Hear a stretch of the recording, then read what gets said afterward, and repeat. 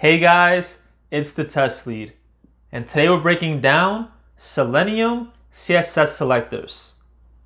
For those of you who don't know, Selenium is one of the most popular UI automation tools and frameworks.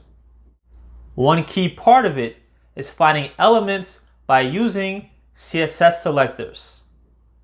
In this video, we'll break down what are CSS selectors, the pros and cons, and then talk about how you can form your own CSS selectors for your next automation test.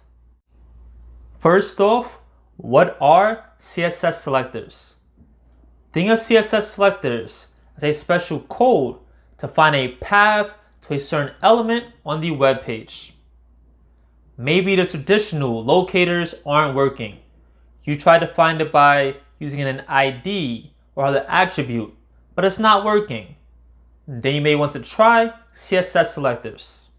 CSS selectors helps you navigate and find nested elements as well.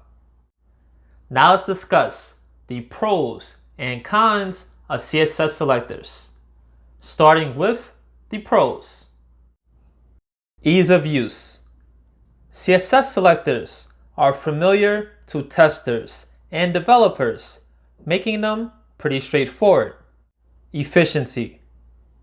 They efficiently find elements, especially in simple tasks. Readability. CSS selectors make it easy to understand what elements are being targeted. So those are some of the pros.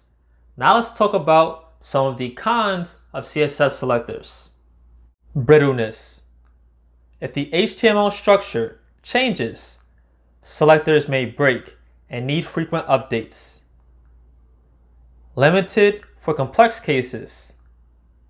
They may not work well for complex web page structures compared to XPath.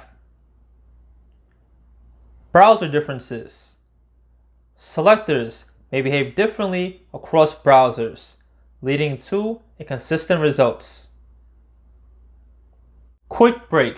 If you're enjoying the video so far, please like and subscribe. And if you need help on your software testing journey, check out my website, thetestinglead.com. Now, back to the video. So far, we've discussed what are CSS selectors and the pros and cons. Now let's break down the structure of CSS selectors. CSS selectors are made up of different parts.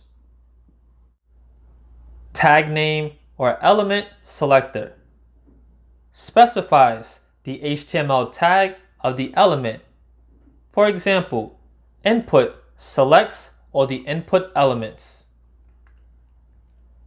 Class name selector, prefixed with a dot to target elements with a specific class.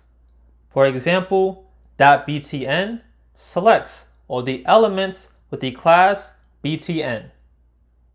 ID selector, prefixed with a hash to target elements with a specific ID. For example, hash header selects the element with the ID header. Attribute selector specifies an attribute and its value. For example, type equals submit selects all the elements with the attribute type set to submit. Combination selectors combines multiple selectors. For example, div.container selects all the div elements with the class container. If you want to test your CSS selector before putting it in your test script, you can test it directly in the browser. For example, in Google Chrome, right-click on the element you want to inspect and choose Inspect. In the Elements tab, you'll see the web page's HTML structure. Press Ctrl F or CMD F on a Mac to open a search box. Type in your CSS selector and press Enter. Chrome will highlight the matching elements. So now I'll give you an example of the HTML of an actual website, and we'll break down how to actually find the CSS selectors for different parts of this website. This code will all be in Python.